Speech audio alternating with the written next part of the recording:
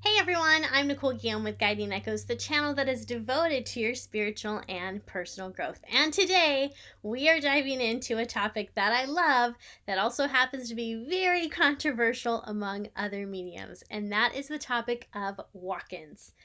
No, wrong walk in. I meant a spiritual walk in. So it's kind of hard to describe what a walk in is.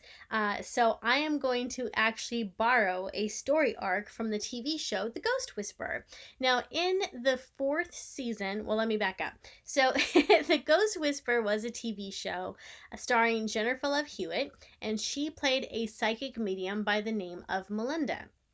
Melinda owned an antique shop, and she was married to a man by the name of Jim, and she was more of a rescue medium. So she worked with a lot of earthbound spirits, and she'd help them to figure out what their unfinished business was. She'd help them to overcome any challenge or problem that was keeping them here, and then of course she would help them to cross over.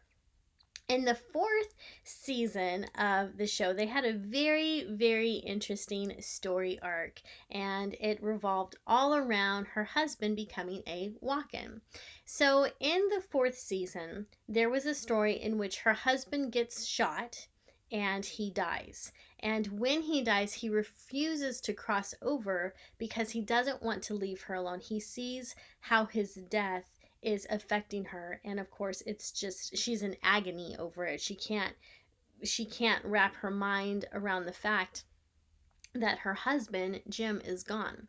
So Jim is in the spirit world, and he has other spirits there, like his brother and his father, who are encouraging him to cross over, and he essentially says no, he wants to stay with Melinda. So she, of course, talks to him, and she's trying to tell him, you've got to cross over. And he's like, no, I won't do it. So one day she's driving and she comes across a car accident. And in front of the car accident is a gurney or a stretcher, and there's a man on top of the stretcher, and he's unconscious.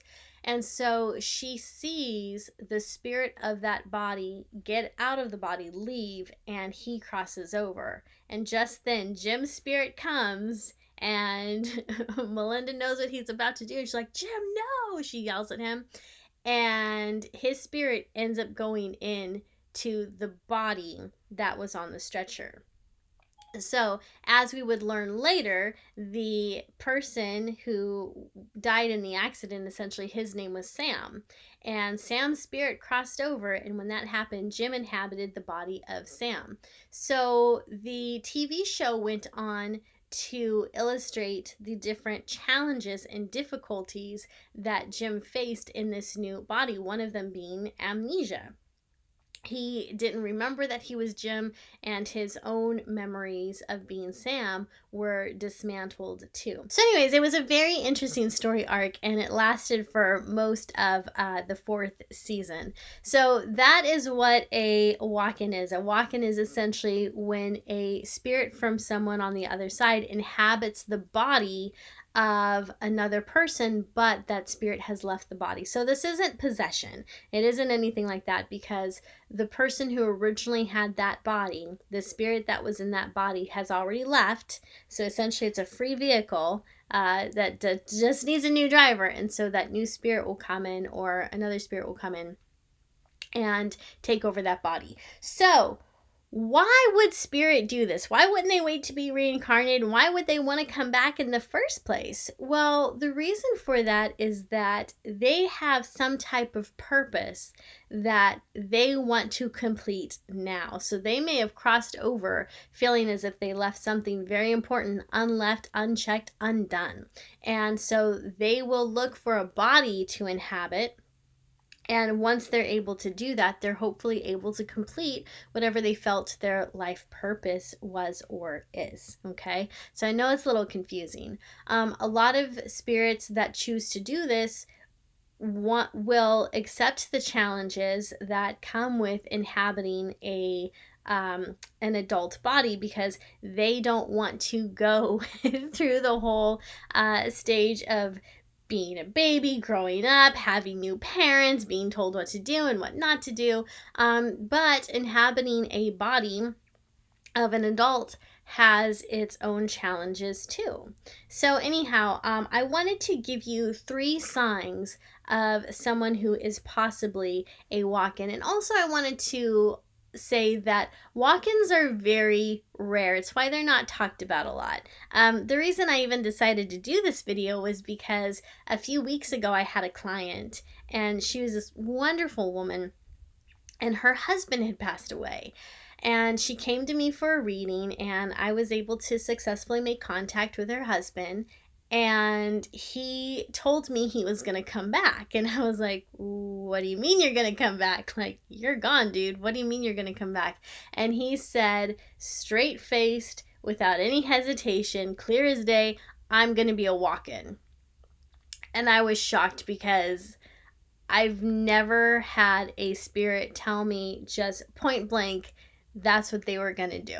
And he was adamant about it too. So I wouldn't be surprised if he's already put that plan to use. You know, he just was focused on it. He knew what type of body he was waiting for, and he knew why he needed to come back, and what purpose he needed to fulfill. So it was a very interesting reading.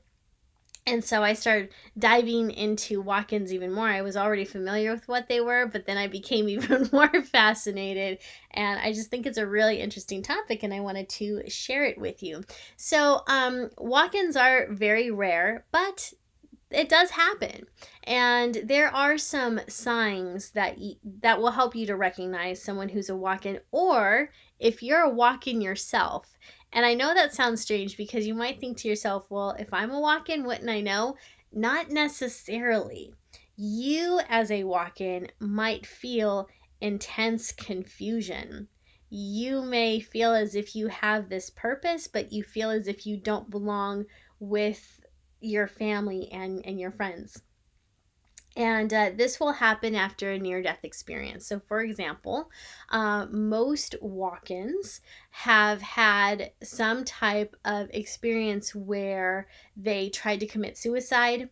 They were in a terrible accident, usually a car accident, but something happened where their life should have ended. And what happens in that case is that the spirit will leave and a new spirit will come in, because the body is still good. The body can still be used. But the spirit that chooses to leave is usually in some type of agony. Like, they just don't want to be here anymore. So at that point of impact, at that point of death, they're given that choice. Do they want to stay, or do they want to get out of here? And if they've had a rough life, or if they're just done playing this game, they make the choice to cross over, leaving essentially a body that's ready for another spirit to use if they decide to do so. So if you have had a near-death experience, and maybe you did die and you don't remember anything, or you were resuscitated and your memories are a little fogged up, it's very possible that you could be a walk-in.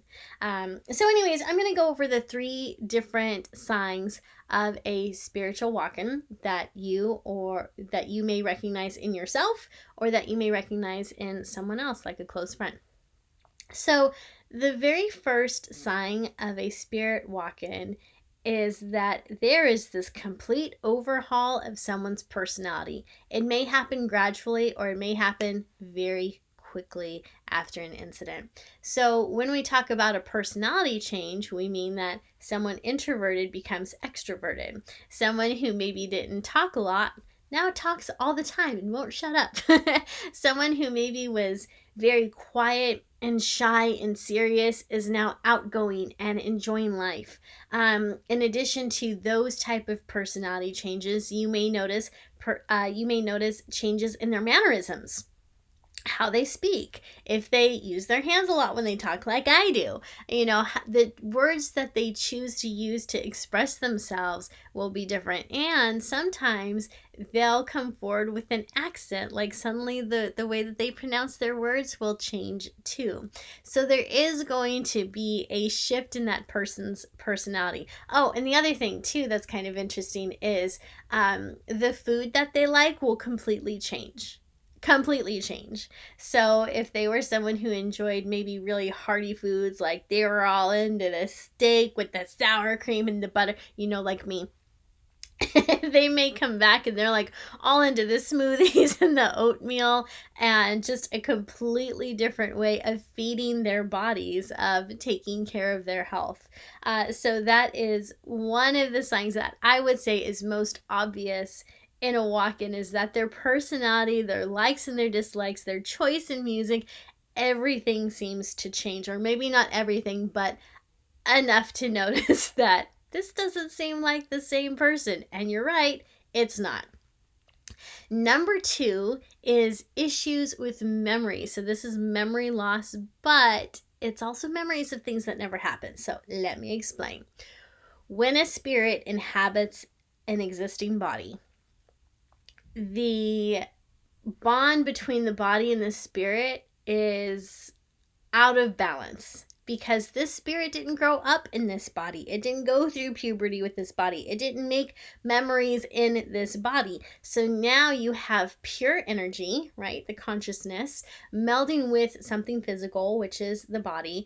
And the two of them just don't seem to mesh very well, because they've had completely different life experiences. And so what can happen is this will overwhelm the system, overwhelm the mind, and that person will have amnesia. They can have a form of amnesia, and it's not consistent. Like they'll remember certain things, like they may still remember their parents and their friends and things like that, but they don't feel that bond anymore. And they do forget important things like date of birth, anniversaries, things like that. So things that were important, things that this person should have never forgotten, he'll have forgotten. Those memories are gone. The other thing that's fascinating is that they will have memories of things that never happened because they didn't happen in this lifetime. So a walk-in may remember going on a vacation that they never went on. They'll have a fond memory of a teacher that they never had. They never had it in their current body. And so this can confuse a lot of people. They'll be like, God, how hard did you hit your head? Probably pretty hard. What's fascinating though is these people will get brain scans and their brains look perfectly fine. There's no injury that should have accounted for this type of memory loss, memory gap, and essentially new memories. So what a person remembers and what they don't remember can be a very definite sign of a new spirit inhabiting a body. Okay, and the last sign of a spirit walk-in is that they'll have a purpose that they know they have to fulfill, because that's the reason they came back. So that purpose can range from so many different things. It could be that they feel a responsibility to come back to their family, so they'll be searching for their family, and they may not even remember who their family is. They just know they have to get to them. So when they are still in the spirit world, they have faith that if they make this jump, they're going to somehow end up on the right path so they can find their family if that's what they're meant to do. And there will be a knowingness inside of them when they're reunited with their wife or their husband or whoever it is. So sometimes they too come back so they can continue to care for and protect their family and live to an old age with their soulmate, because they feel like that was the original contract and they got shortchanged out of it. So they find a way to fix that. More times than not, there's some type of gift that they wanted to bring the world. So maybe it was music. That's another thing that's interesting. Oh, I should have made this 4 signs of the spirit walking, because I forgot about this one. Sometimes people will end up with these skills that they never had. So someone who never knew how to play the guitar can play the guitar now and play it well. Someone who never spoke French will take like 1 or 2 French classes. They just have this overwhelming urge to learn how to speak French, and it's like on the tip of their tongue. They can kind of remember it, but mostly don't, but kind of remember it. it's hard for them to remember because they don't have that muscle memory in the new body. So they may take a course, to learn French, and they learn it quickly. Like everything starts to come back. So they have these incredible skills that either appear out of nowhere or appear very quickly because their energy self, the spirit, did that all before. And they just need to teach the new body how to catch up to that. So that said, a spirit walk-in will maybe want to bring their music into the world or write a book or start a movement. There was something they were here to do and they didn't get to complete it. So being a walk-in gives them the opportunity to move forward in that direction, in that goal, so they can do whatever it was that they felt they should have done the first time around. So being a walk-in is very challenging, and it's also, from what I understand, it can be very empty. It can be really hard because, like I said earlier in the video, you don't feel connected to your friends and your family anymore, and you don't feel connected to your hometown and all of those different things that give us a sense of meaning and really groundedness and safety in our lives. Like the relationships we form with people, the bonds we form with people are gone. We don't have that anymore as a walk-in. So walk-ins often feel lost, dazed, and confused, and for good reason. So they're essentially walking around without anything that keeps them grounded. And that's an interesting part of their journey, is they have to go find those people. They have to go find that place that feels like home to them. A lot of times they have an inner knowing of what their home is, of who maybe their home is. And so that's why some walk-ins, after someone has a car accident or near-death experience and their personality changes, they'll leave their wife, they'll leave their husband, they'll leave their family, they just pack up their bags and they're gone. They move to a new city or a state because they just have this knowingness that's where they're supposed to be. They don't completely understand it because their conscious mind hasn't caught on to the goals, I guess you could say, or the intentions of their new spiritual body, of their new spirit self. So it's a fascinating topic. So if you have any questions about walk-ins, or if you've experienced a walk-in, if you think you might be one, or you are one, if you suspect one of your friends or family members are a walk-in and you'd like to share your story with us, well, we're spirit junkies. We want to hear all about it. So put your story in the comment section down below. And again, if you have any questions, you can put those in the comment section down below as well. I am not by any means an authority on walk-ins, so my knowledge of walk-ins is limited, but I will do my best to find the answer for you if it's not already answered somewhere in the comment section down below. So if this is your first time watching one of my videos, I would like to welcome you to the Guiding Echoes community, and I'd also like to invite you to subscribe to this channel. Here on this channel, we love to talk about spiritual topics like consciousness, the afterlife, walk-ins, and if that's up your alley, and I know it is, then be sure to hit that subscribe button and also hit that little bell icon so you can be notified when I release new videos in the future. Thank you so much for watching, and I'll see you next time.